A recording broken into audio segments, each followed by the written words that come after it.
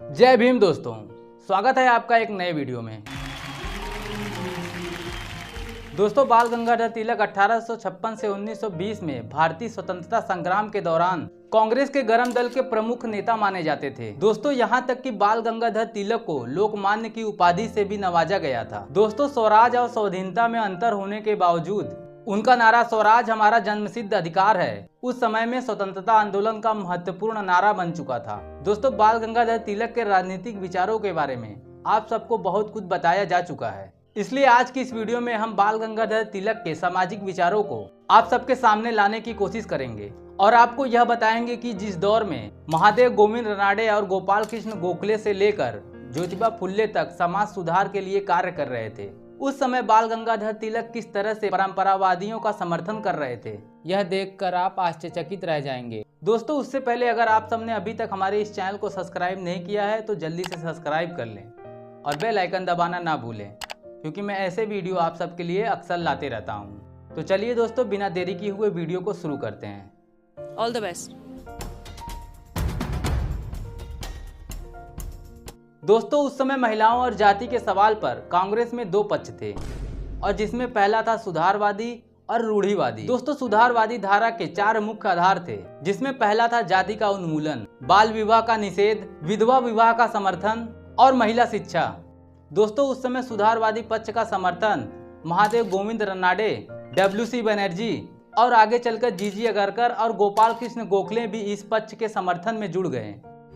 वाह वाह वाह। वहीं दूसरी तरफ विष्णु शास्त्री चिपलूणकर और बाल गंगाधर तिलक रूढ़िवादी पक्ष का समर्थन कर रहे थे। दोस्तों, आपको बताना चाहूंगा कि आगे चलकर बाल गंगाधर तिलक ने रूढ़िवादी खेमे को राष्ट्रवादी खेमे का नाम दे दिया था। दोस्तों, बाल गंगाधर तिलक ने महिला शिक्षा का पूरी क्षमता से विरोध किया। परिमाला वीराव ने अपने शोध पत्र में मुख्य रूप से बाल गंगाधर तिलक के अखबार मराठा के हवाले से बताया है कि विष्णु शास्त्री चिपलूणकर और बाल गंगाधर तिलक ने मिलकर 1881 से 1920 के बीच किस तरह से बालिका विद्यालयों की स्थापना और हर समुदाय के लिए शिक्षा देने के प्रयासों का विरोध किया। मेरे हिसाब से इससे घिनौना काम कोई कर ही नहीं सकता। दोस्तों, तिलक के विरोध के कारण महाराष्ट्र में 11 में से 9 नगर पालिकाओं में हर किसी को शिक्षा देने के प्रस्ताव को हार का सामना करना पड़ा। दोस्तों, बाल गंगाधर तिलक ने हमेशा राष्ट्रवादी शिक्षा की वकालत की, जिसमें धर्म शास्त्रों का अध्ययन और धर्म का हुनर सीखने पर जोर था। दोस्तों, बाल गंगाधर तिलक के नेतृत्व में कट्टर महिला शिक्षा विरोधियों का तर्क था कि पेशवा के शासन के दौरान महिलाओं की स्थिति बहुत अच्छी थी। दोस्तों, तिलक का यह विचार उनके अखबार मराठा के 15 मार्च 1885 के अंक में छपे हैं, आप जाके उन्हें पढ़ सकते हैं। दोस्तों, महिला शिक्षा के विरोध में तिलक का तर्क था कि महिलाएं कमजोर होती हैं और उनका काम बस परिवार को आगे बढ़ाने का है, इसलिए उनको शिक्षित करने से उनको पीड़ा होगी, क्योंकि आधुनिक शिक्षा को समझना उनकी शक्ति से बाहर है। दोस्तों, तिलक की यह बात उनके अखबार मराठा के 31 अगस्त 1884 के अंक में छापी गई थी और इसी के साथ तिलक का कहना था कि अगर महिलाओं को पढ़ाई की विशेष जरूरत है तो महिलाओं को गृह विज्ञान और सफाई कार्य जैसी शिक्षा देनी चाहिए, क्योंकि ऐसी महिलाएं ही आगे जाके निपुण बन सकती हैं। दोस्तों, तिलक के अनुसार महिलाएं गणित, विज्ञान और अंग्रेजी जैसे कठिन विषय पढ़ने के लिए बिल्कुल भी काबिल नहीं हैं। दोस्तों, बाल गंगाधर तिलक यहाँ भी नहीं रुके और यहाँ तक कह डाला कि हिंदू समाज में महिला और पुरुष के कार्य अलग अलग हैं, इसलिए उन्हें अलग अलग शिक्षा देनी चाहिए। दोस्तों, यहाँ गौर करने वाली बात यह है कि यह वही दौर था जब ज्योतिबा फुले ने और सावित्रीबाई फुले ने 1848 में पहला बालिका विद्यालय खोला था।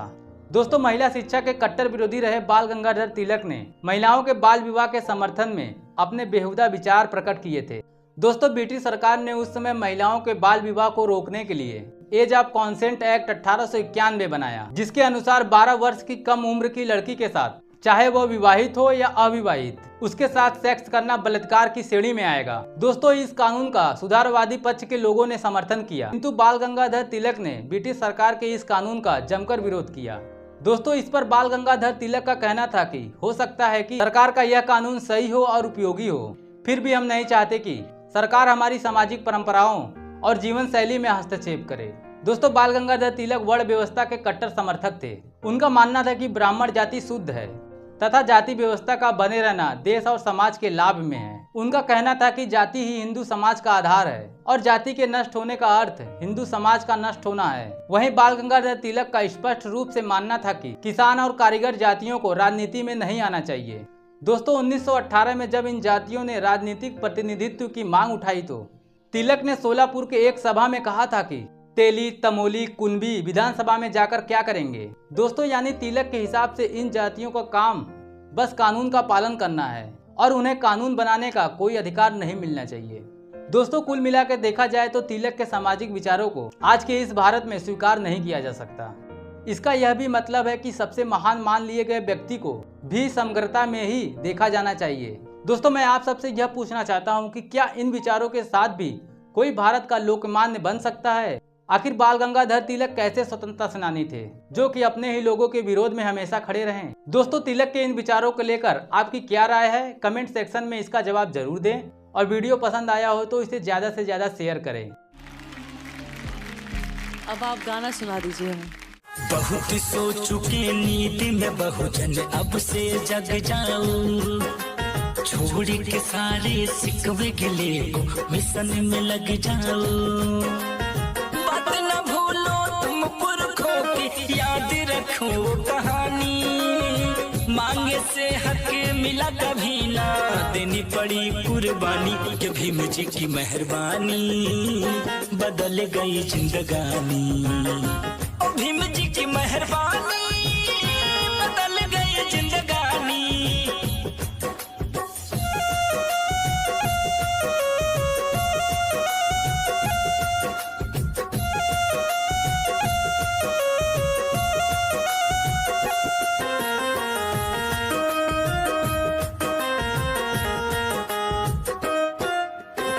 जब जब तुम पर जुल्म हुआ है कोई नया के आया, बन के मसीहा आए भीम जी रास्ता दिखलाया। हो जब जब तुम पर जुल्म हुआ है कोई नया के आया, बन के मसीहा आए भीम जी रास्ता दिखलाया। ना कभी तलवार उठाई ना बंदूक है दागी, भारत का संविधान लिखा और लिख दी तेरी कहानी, कि भीम जी की मेहरबानी बदल गई जिंदगानी। ओ भीम जी की मेहरबानी बदल गई जिंदगानी।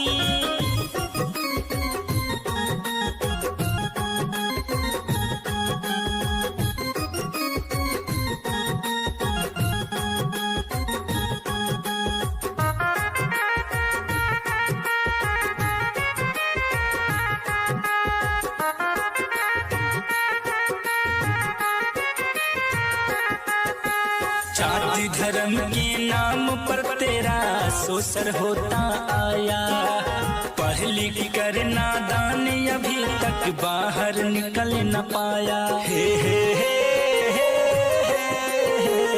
जाति धर्म के नाम पर तेरा शोषण होता आया, पढ़ लिख कर नादान अभी तक बाहर निकल न पाया।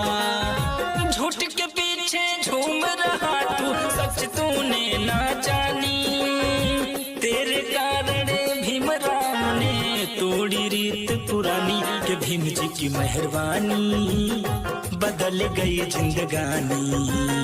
ओ भीम जी की मेहरबानी बदल गई जिंदगानी। तो मिलते हैं अगले वीडियो में, तब तक के लिए जय भीम जय भारत।